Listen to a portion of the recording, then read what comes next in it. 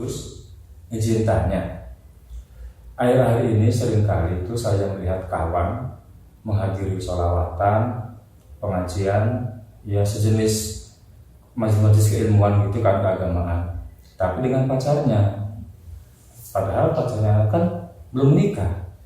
Itu hukumnya bagaimana ya? Baik, bismillahirrahmanirrahim. Terkait dengan pertanyaan panjenengan, ini perlu diperjelas dan perlu diperinci. Artinya seperti ini. Karena dalam kasus pertanyaan tersebut ada dua hal yang berbeda. Yang pertama adalah menghadiri majelis-majelis keagamaan seperti majelis sholawat dan majelis pengajian. Nah, seperti itu. Dan yang kedua adalah kasus dia mendatangi majelis keagamaan tersebut bersama wanita yang ajnabi. Artinya wanita yang statusnya belum halal untuk dinikah, atau dalam bahasa keseharian kita sering disebut dengan pacaran. Nah, ini kan dua hal yang berbeda. Maka yang pertama kita bahas terkait dengan pacaran terlebih dahulu. Yang dimaksud dengan pacaran di sini itu harus dipertegas juga. Maknanya apa? Karena dalam terminologi agama, istilah pacaran itu tidak dikenal.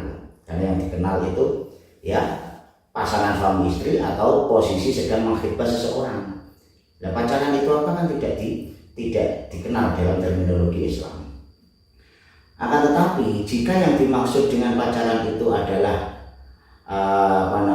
jalan berduaan, misal kemudian pergi berdua, terus menjalin hubungan yang tidak didasari dengan ikatan syariat, atau bahkan mungkin berkholwat berduaan atau berdua-duaan di tempat yang sepi, maka jelas hal ini tidak diperbolehkan dalam agama.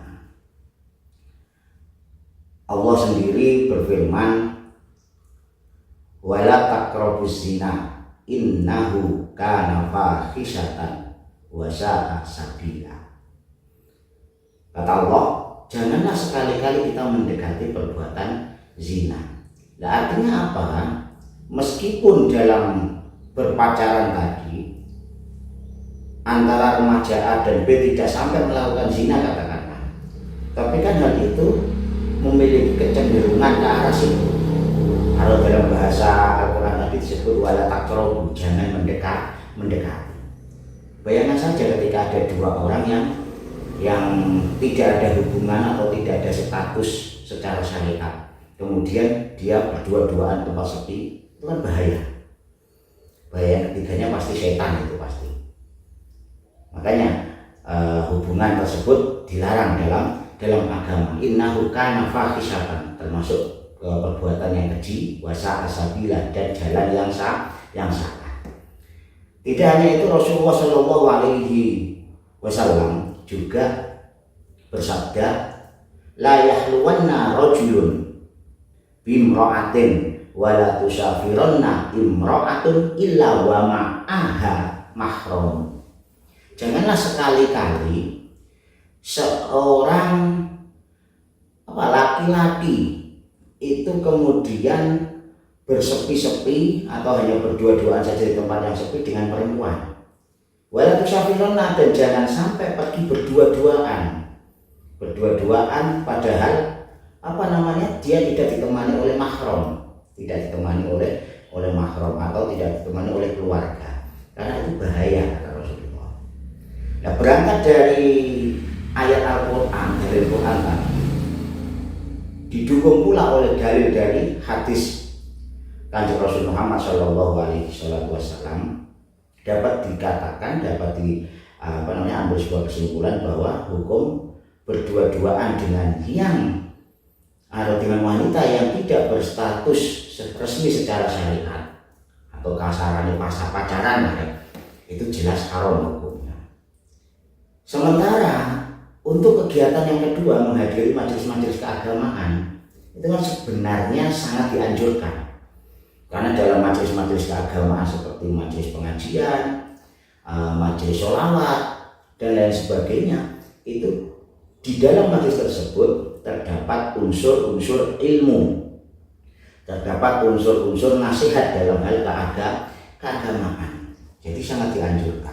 Masalahnya, jika sesuatu yang dianjurkan tadi kemudian dibarengi dengan sesuatu yang haram, pacaran kan haram di tempat-tempat pengajian, tempat-tempat majelis sholawat. Jika itu digabungkan, jelas perkara yang haram ini akan merusak apa? Tujuan dari adanya majelis-majelis keagamaan ini. Sehingga apa? Sehingga tidak hanya haram saja, tapi justru malah mengkotori dalam tanda kutip kesucian majelis-majelis keagamaan. Jadi tidak hanya haram saja, tapi malah justru lebih berat karena mengkotori majelis-majelis keagamaan. Itulah kenapa Imam Nawawi kemudian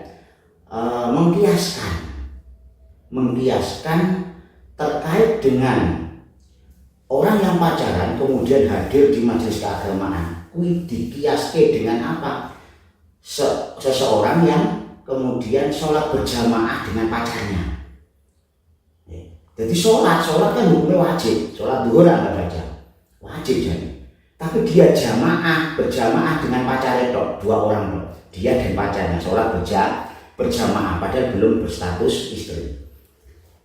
Dikiaskan ke situ, hukumnya bagaimana? Hukumnya wa yuhramu ayyusalliya rajulu bimra'atin ajnabiyatin. Lima rawa anan Nabi sallallahu alaihi wa alihi wasallam yaqul la yahluwanna rajulun bimra'atin fa inna salisahuma asyaiton. Artinya apa? Diharamkan bagi laki-laki kemudian melakukan sholat berjamaah dengan perempuan ajnabiyah, perempuan yang statusnya belum sah secara syariat. Jamaah padahal itu. Kenapa? Karena Rasulullah SAW bersabda, jangan sekali-kali seorang laki-laki dan seorang perempuan itu berdua-duaan di tempat yang sepi, karena ketiganya pasti setan. Lalu jamaah kalau di tempat yang sepi ya, Anda masuk ke masjid misalnya, kan hanya berduaan. Kalau memang tidak berduaan, kenapa nggak jamaah dengan yang sudah ada saja? Misal situ sudah ada jamaah, kemudian Anda jamaah misalnya, terus cewekmu ya jamaah. Tapi kenapa harus berdua-duaan sama jadi imam, ini jadi makmum padahal belum ada ikatan secara syariat. Nah, itulah yang kemudian menjadikan menghadiri majelis-majelis keagamaan, majelis sholawat, majelis ilmu, majelis pengajian dengan membawa wanita yang statusnya bukan mahram dan bukan hubungan yang terjalin atas ikatan syariat atau ikatan pernikahan, itu hukumnya haram. Nah seperti itu, semoga bermanfaat.